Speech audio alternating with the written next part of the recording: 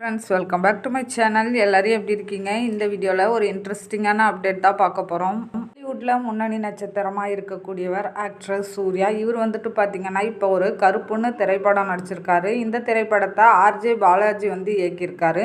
இந்த படம் மலையாளம் தெலுங்குலேயும் வந்துட்டு நல்ல வரவேற்பு பெற்றிருக்கு.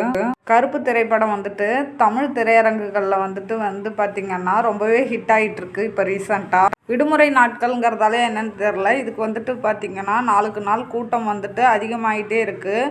எல்லாரும் வந்துட்டு 300 கோடி வரை வந்துட்டு வசூல் வந்துட்டு வரும்னு எதிர்பார்க்குறாங்க. கருப்பு திரைப்படம் வந்து பார்த்திங்கன்னா இந்த ஆண்டு வந்து அதிகம் வசூலித்த படங்களில் இடம்பெறும்னு எதிர்பார்க்கப்படுது. இந்த நிலையில் கருப்பு திரைப்படத்தை பற்றி ஜோதிகா சொல்லியிருக்காங்க. கருப்பு திரைப்படத்திற்கு கிடைத்த அன்பை நாங்கள் வந்து கண்டு வியந்து போயிருக்கோம்.